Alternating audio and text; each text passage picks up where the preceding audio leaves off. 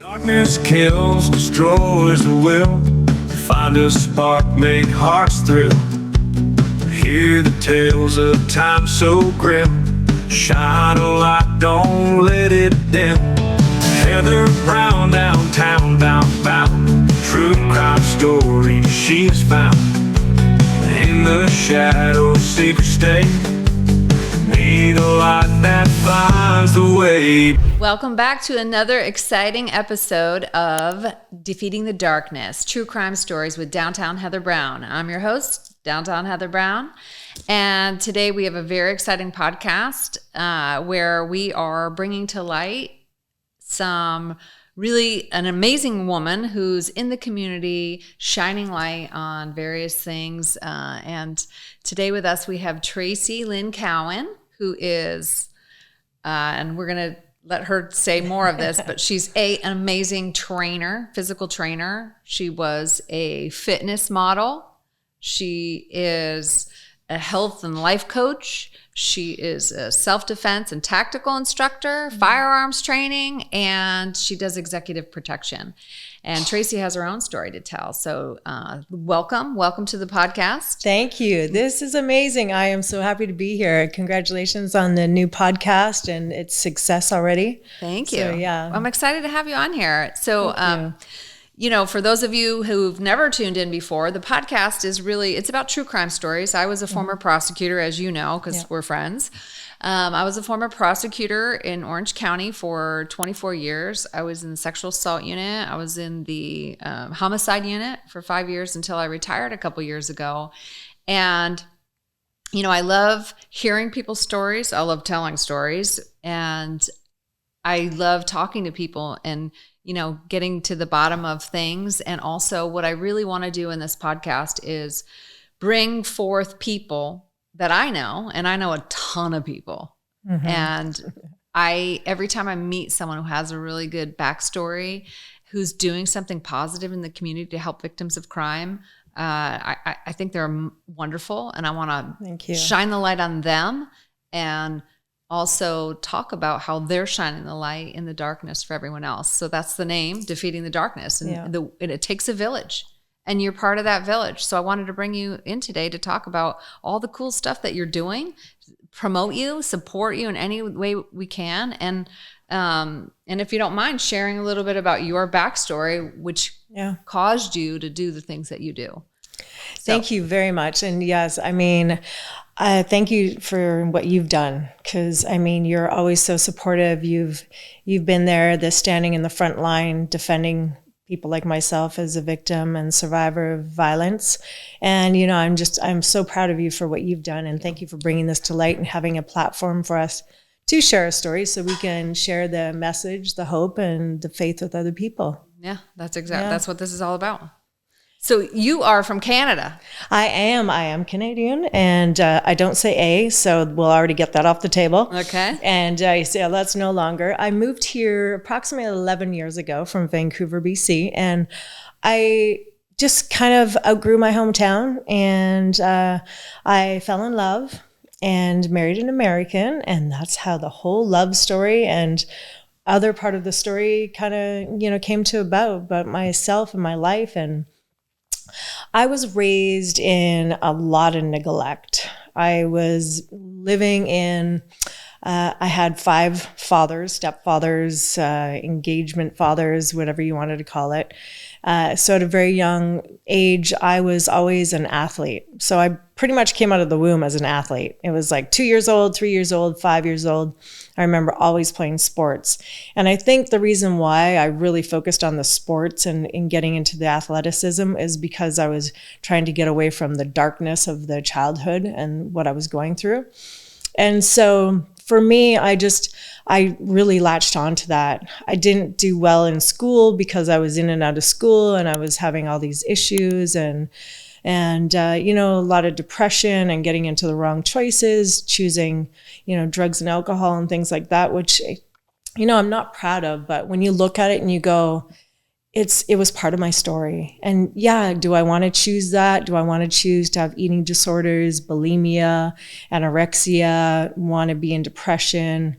And I fell into, times where I tried to commit suicide as well. I did not know that. Yes, I never told you that.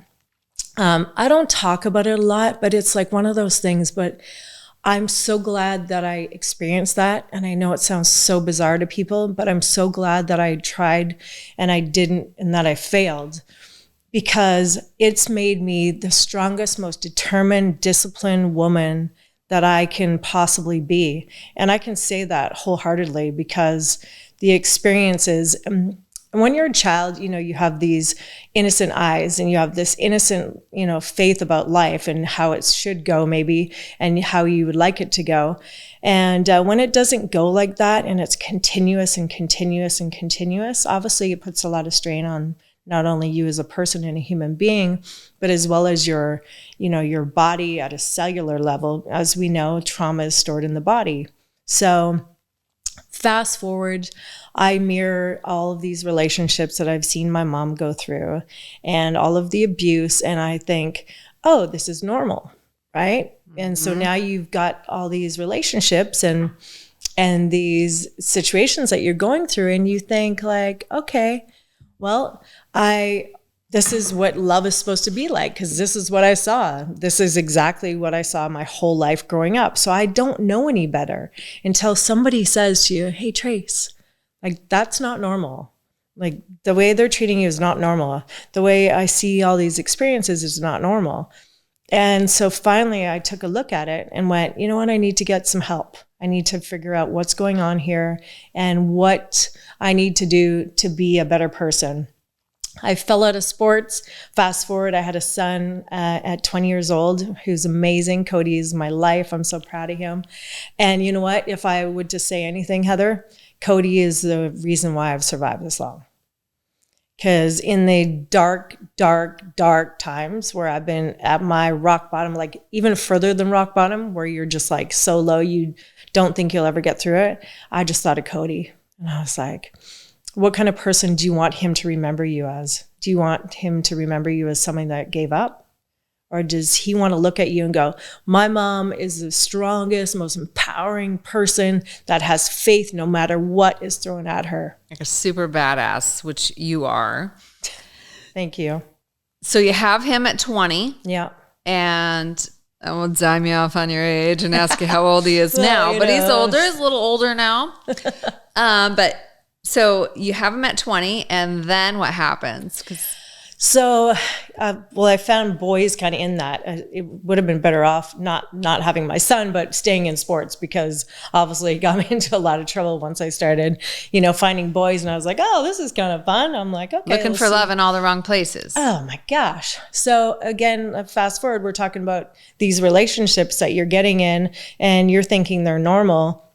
And you throw on addictions into that as well: low self-esteem, a fear of abandonment, rejection, neglect, childhood abuse, childhood trauma, depression, mental health issues, and you're a ticking time bomb. And I'm trying to be a mom and still go through all my things and learn who I am and try to really fight my way through all of the things that I was feeling like trapped inside my body. And so Cody was the best thing that ever has happened to me. He's brought so much light to me, and he gave me the will to keep carrying on, because he is always so optimistic as well. And he said something to me one day that I'll never forget. He just said, my dad gives me like, good job, son, kind of thing. But you give me that, like, everything's always great. Rainbows and lollipops in my world. Like, everything's good. We got this. We're doing this, kid. Like, no problem. We don't have money. We don't have hockey gear. We don't have whatever. You can't afford this. No problem. We'll get it done. We'll make it happen. And he was like, you're always the make it happen kind of mom. And I mean, it just makes me want to cry every time I think about it. And I thought, I have to live up to that. And I'm going to live up to that. Because no matter what is in front of my path and these barriers, all these obstacles, I'm like, no, I'm going to do this because I can. And then, for me, the last final straw was when I got married. And so I met this man who I thought it was like a fairy tale. And I tell everybody too, I was in Canada and it was like being on The Bachelor, Bachelorette, whatever you want to call it. whining and dining and all these beautiful nights together and traveling and doing this fun stuff. And I'm over here and I'm like, oh my gosh, this is it. This is a man. My son's going off to college. I'm finally, able to do things. I can travel. I can, be a woman instead of just being a mom. Being a single mom, it was, very difficult. And so then when I met him, my world changed. And was he here in the States? yes. Did you meet him while you were in Canada? Yes. Online I did. or? Yeah, Okay. I met him on Facebook. Not to give Facebook a plug, but I'm just saying it like it is. So I did meet him online, and it appeared to be, this beautiful thing. And he, he was kind of like the pretending to be Tony Robbins kind of motivational guy. And it was like, this is my guy because he's the opposite. He's like the other half of me, like being equally yoked. And I thought he was it. He's a Christian man and this is meant to be. And so I didn't see all the red flags that were there that were presented to me. And they were presented to me from the beginning and I didn't listen. It's so funny because there's so many people that say that, right? We all say that there were red flags I didn't see. And one time I heard, I think it was Oprah or somebody on the Oprah show said, when someone shows you their true colors, believe them the first time. Right. Because we always think, oh, they did this and maybe, and we make excuses, especially as women. I think we make excuses and let things slide when we really shouldn't, because that's our women's intuition saying, run for your life, get out, get out. Mission. Yes, right? But we don't listen. Right. So, yeah. It's okay, true. so you saw the red flags. Yeah. And was this guy, like, are you, because listen, you're completely shredded, okay? Physically fit. I just won my bodybuilding championship in Vancouver, and I was in the best shape of my entire life. I was at the top of my game. So you were a bodybuilder at this time? Yes, I was a bodybuilder. I was very successful, and and I was running health and wellness businesses. I was a life coach, and I was doing extremely well. So I was at the top of my game. Were you a fitness model then too? I was a fitness model as well. And so my ex-husband, he scouted me out. So what he did is he would tag a bunch of women in the fitness industry because he basically would prey on us. I'm going to use that word prey because it is actually accurate. And he would send out, however many people you could tag, like 46 people at that time on Facebook, he would tag us all. And it would be all these beautiful women, and I happened to be in there. And he's like, he would tag me and he'd say this motivational stuff. And I was like, oh my gosh, I love this man. This is amazing. And then I didn't see he was playing that game with everybody else. Right, you thought it was you. I just saw me.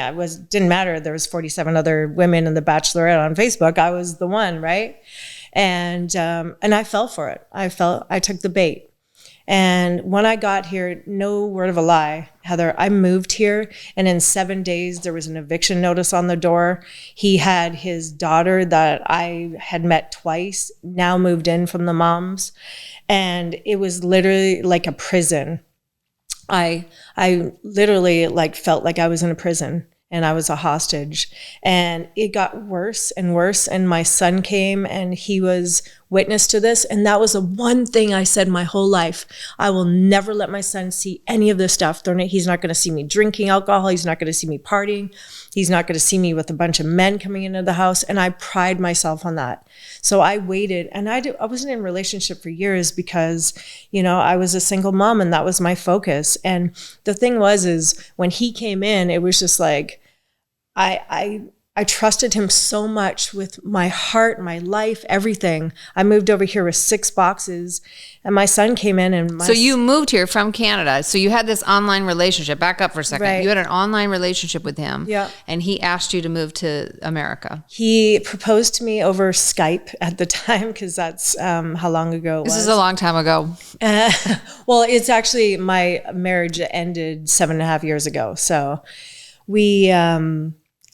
he proposed to me and I went, oh my gosh, yes. And then we went to Vegas and we got married, but we had planned it. It was a plan for a couple months and I went and picked out the dress and everything was planned. And I waited till I came. Were you visiting with him though? I was going back and forth. Yeah. I was so you didn't like marry the guy sight unseen. No. Okay.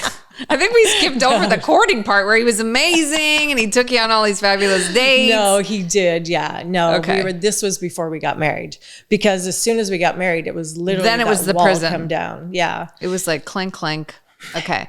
So, but before, up until you marry him and you move here with 6 boxes, he's the love of your life. He's the dreamboat. He sold you a bill of goods. He sold me. Yeah. And it was a lemon. He totally was a lemon. I think the biggest thing was having my son just kind of like look at me, and it's like he knew, and then it just flipped me and turned me into reminding myself of what I saw when I was growing up. And I went, this isn't going to be good, and I have to figure this out. And so what I did is I tried to make it better. I tried to stay with it and stick with it. Now, when you say in a prison, like, is he not letting you leave your apartment or your house? I mean, the thing is it got so bad that he had GPS trackers on me. I was not allowed to leave. I didn't have a bank card. Every bit of money that I made as a personal trainer, I had to train in the home gym, and I had to train outside, and he would monitor me. I would be anywhere I'd go, he'd follow me. What was that movie? It sounds like with Julia Roberts. What was that movie? I don't even remember. I know there's a couple like out that. there. Sleeping with the Enemy. Yeah. Right? Where so he was controlling. He was controlling. He financially was possessive. Financially controlling. Jealous. And so jealous. So, I mean, he was telling me that I was doing all these things, and I'm thinking, I moved here and I married you so that I could be with you, and I love you. I've never been married before, and this was it for me. And he literally was like, you're cheating, you're doing this, you're doing that, but it was all the things that he was doing. So when the control just started to get worse and worse than the possession, he really treated me like I was a possession. And then when I started to fight back a little bit, so verbiage, saying things like, you can't treat me like that. And then it went into, well, I'll just deport you because, if you're not within, because I had a lot of restrictions on me being a Canadian citizen. So he held all my immigration papers from me. I never got to see them. And he would just be like, don't worry, I've got it handled. We've got it. We're good. And it just kept getting worse and worse And he was threatening you with deportation. He was threatening me with deportation all the time. And then what happened is he had a drinking issue. So the alcohol came in, and then it started to become very physically abusive. And it was very, it was like holding Christianity, like wives who'd submit to their, husbands, and he would pin me down and he would rape me. And the thing is that I just detached so much because I had been through stuff like that before, that I literally just checked out as a human being and as a woman, because I didn't even know, I'd heard things like that. I'd heard my mom scream and cry. I'd heard all those things. And so I was just having all these flashbacks going, okay, well, my mom went through it, so maybe you are supposed to go through this as a wife. And I had myself convinced that you don't say anything, you shut up, and you do what you're told. And because my mom did what she was told, I heard my mom being, raped and all these other things. And then we were exposed to it as well as kids. So when he started doing that, I literally just lost myself. And I did try to commit suicide again 8 years ago.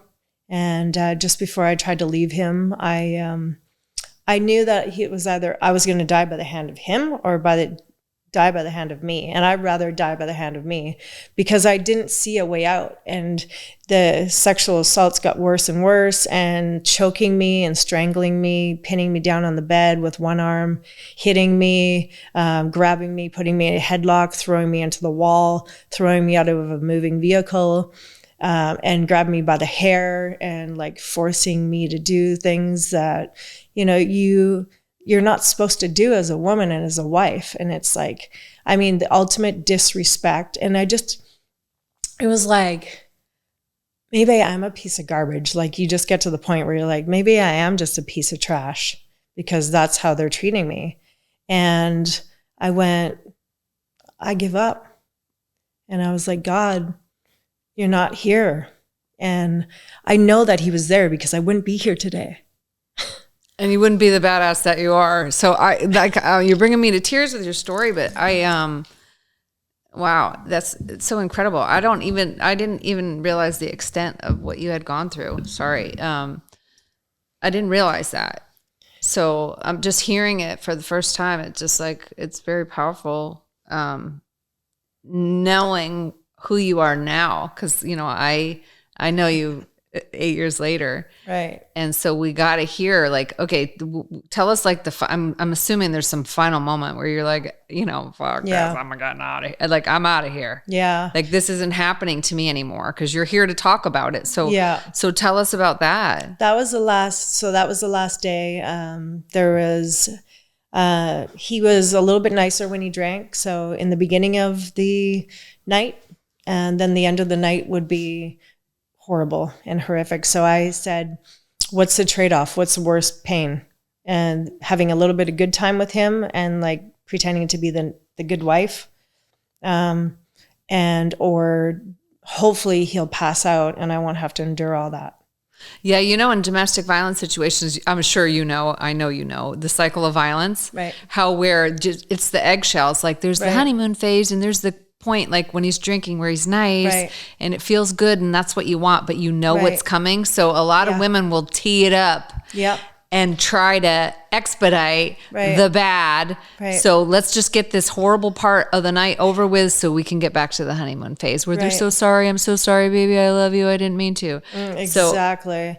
And there would be periods where it would be, if I faked it, I would literally fake being intimate with him and I would just be trying to choke back the tears and I would just be, like if I do this, then he'll fall asleep and then I made it to the morning.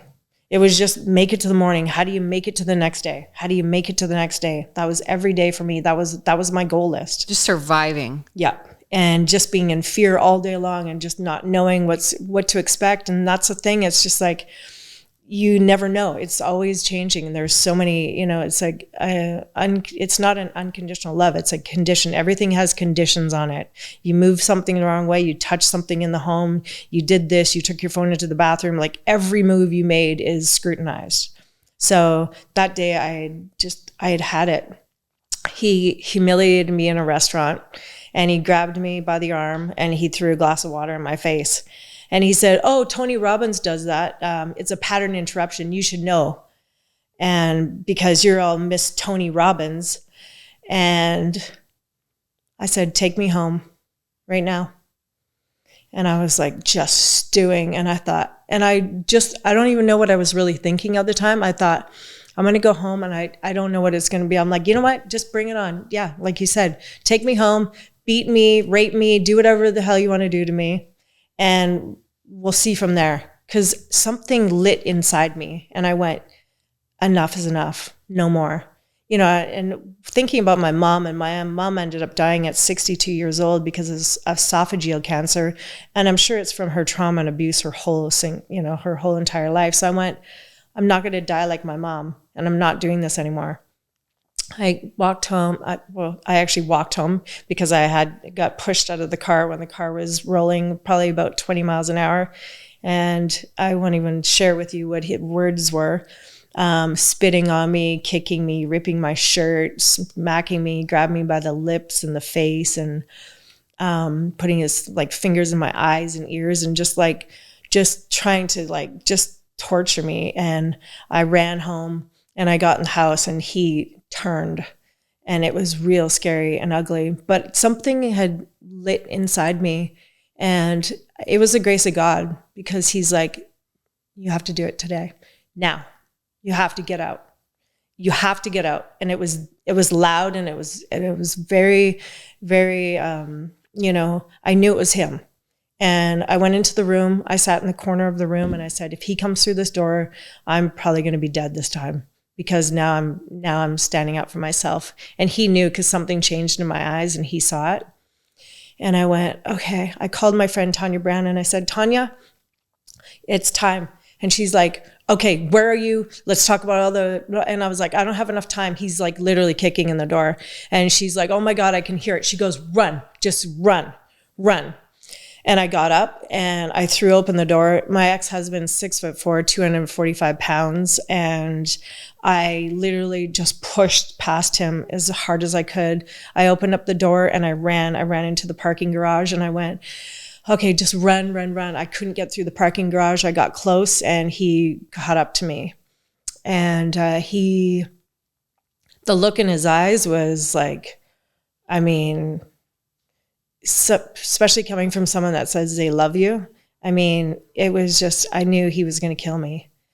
And he picked me up by the throat with one hand and he just chucked me into a gate like a rag doll. The gate was probably from here to here, the underground parking gate. And I hit the gate and I was knocked unconscious. And one of my neighbors saw and he took off. My ex-husband took off. I don't even say his name because, you know, I don't bring power to anything. And we let it go and we move forward. So I came to and I ran to the house. Long story short, the police came. I was, again, very fit. I was a professional fitness model, professional bodybuilder. And I came to the door and the police were like, oh, you know, can we look around, blah, blah, blah. And they're like, oh, well, you're very fit, you know, do you take any kind of supplements? And I was just like, you know what? Like almost accusing you of steroids taking or something. Steroids. And they go, well, you know, your husband's a pretty big guy and, you know, you're a pretty tough woman. And so what happened here tonight? And I still remember the conversation. I went, you know what? I'm not going to be belittled by these men in here. And I was just like, you know what, officers, I have nothing else to say. And my life changed after that. And then it was, you're going to get deported, you're going to get deported, you're going to get deported. And I left him. I was terrified. He threatened to kill me. He threatened to kill my family. They were sending messages to my family, letting my family know some certain things, some of my friends. And, you know, it was just, I was terrified. I was terrified. And he said, if you put a restraining order on me, I will kill you and I will torture you, him and his brother. So another story to this is quite interesting. So they stripped my tires. They stabbed my tires. They also, I drove a Mazda Miata at the time. I finally had something of my own in this country. And it was a little blue, like this shirt, Mazda Miata. It was so cute and so adorable. And I made the mistake, I let you ladies and men know out there, you know, to do a Facebook Live. And my street was made apparent and he found my car and found me. So he vandalized my car, put stab marks in it. And the next day I got a phone call saying that his brother had died of a heart attack, massive cardiac arrest at 41 years old. And I went, you know what? I never want something like that to happen to somebody. And I really actually did feel bad because just, you know, that was my brother-in-law. And I went, okay, God, you've taken action here because I am so terrified to even leave the house and I don't want to die and I'm a prisoner here. I can't go back to Canada right now because of my immigration status. And my ex is trying to threaten to deport me and kill me at the same time. And I knew from there that I was protected. And I just knew that I needed to start making better choices for myself to start getting myself back because I was so beaten just emotionally, and I hated myself. I was disgusted in myself. How could I let that happen? And people had kept saying, even my friends back in Canada and my family, how could you let that happen? You're such a strong person. Like you, out of anybody, I would never expect this would happen to. And I just said, I don't know. And they're like, how do you not know? Like you are so tough and you're so inspiring and motivating. And I just, I understand that I lost myself. And what I did is I gave up my life to give to him. And we should never give up ourselves, ever. Yeah. It doesn't matter if we're in a relationship, a marriage, anything. And that's when I realized that in order for me to be able to give back and share my experience and my strength and my hope, I'm going to have to start sharing my story. And I'm also going to have to start getting better myself, healthy body, mind, spirit, getting physically fit again. So what did you do? So I was like, all right, well, yeah, good. You know, when people break up, they say some either, you know, get into the best shape of their life.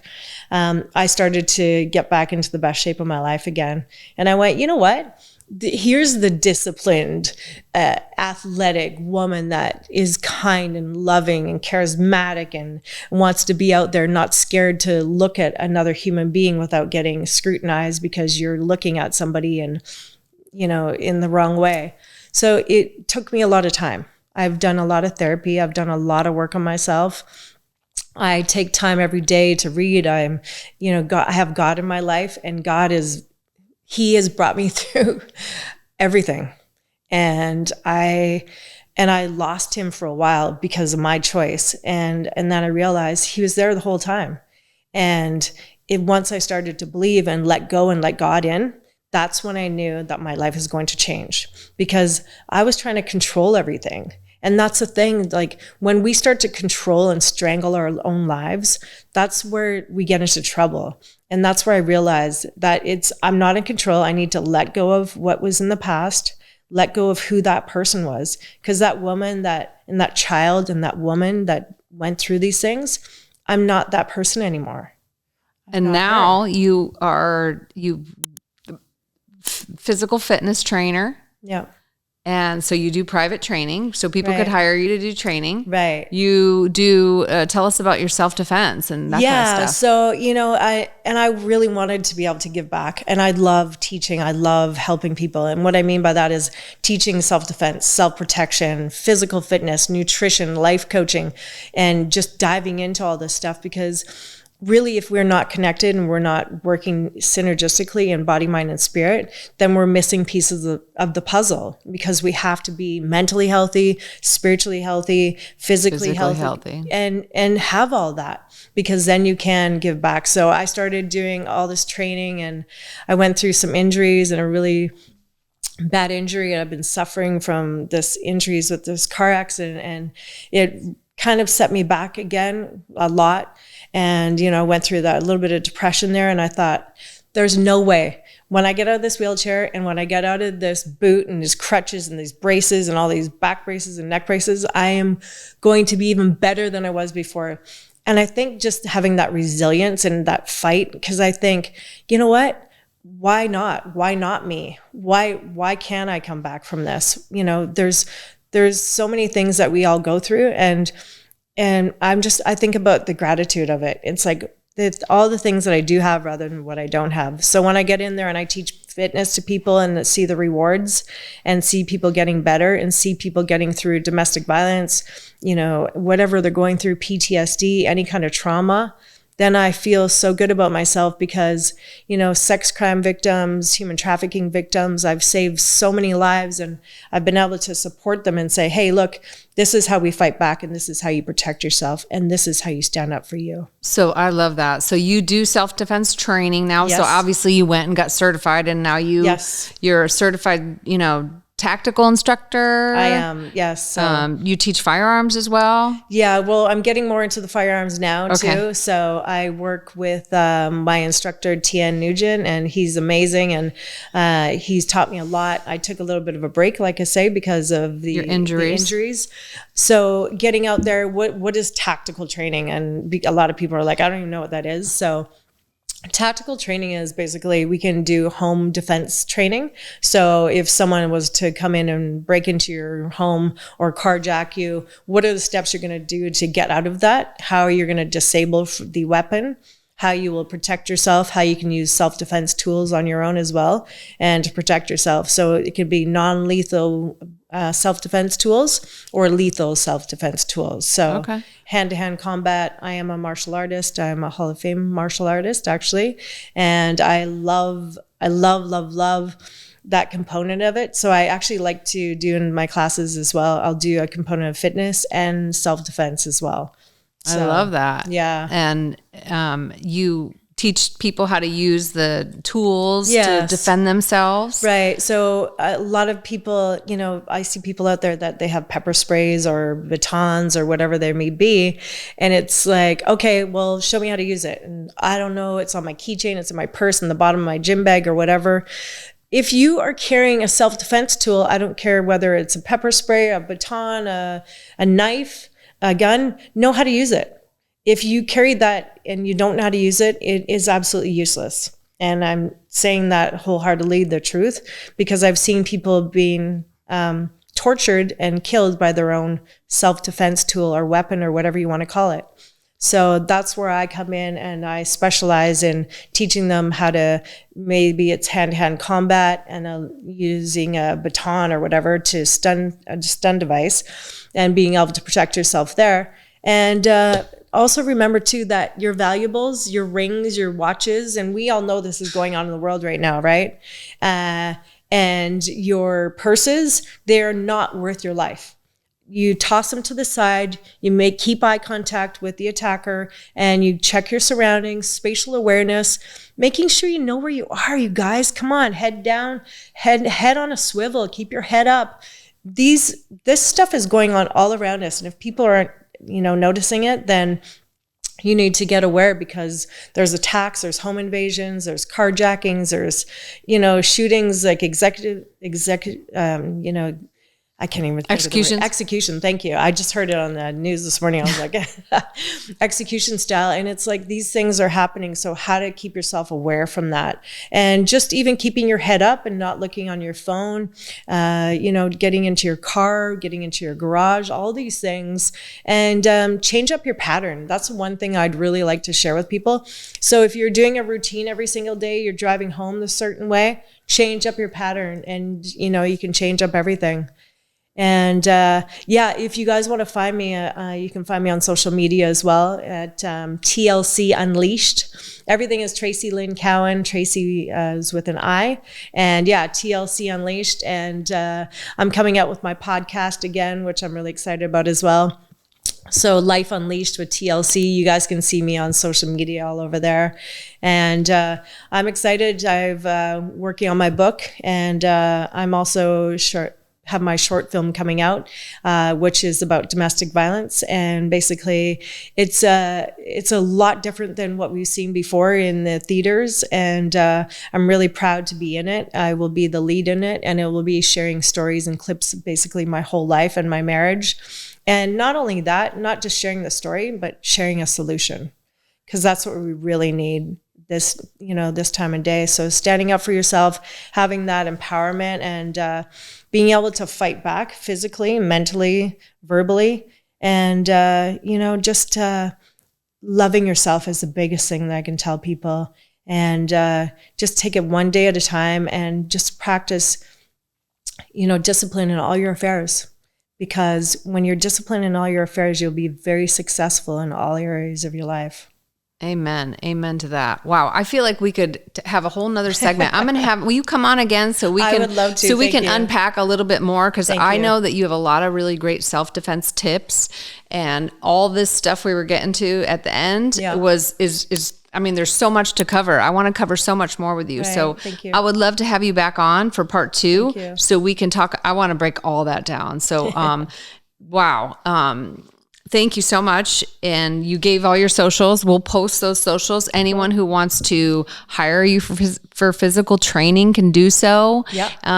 In Orange County, because she's not driving too I'm in far. Orange County now. So send me a message. You can always DM me. You can also get a hold of me. At what? What is your social? At TLC Unleashed. TLC Unleashed. You can DM. So it is called. I'm so bad with social I was media. like, is she going to say it? Yeah, it's DM. Okay. Slide into your DMs. I think that's what it's my DMs, guys, because I'm the trainer and coach for you. Yes, exactly. Slide into her DMs, and you can set up personal training. She can teach you how to protect yourself, keep yourself safe, because now she knows. Coming from someone who has suffered through the darkest times of domestic abuse and violence and fought back, and is now a warrior and teaches other people how to protect themselves. So thank you for shining the light in the darkest times for other people. I just really appreciate you coming on the podcast. And I'm going to have you again very soon, because I want to unpack a lot of what you just talked about. I think you're amazing. Thank you, Heather. Thank you for everything. And in closing, we'll see you next time. And in the meantime, between now and when we talk again, if you can't find the light, be the light. shine so bright.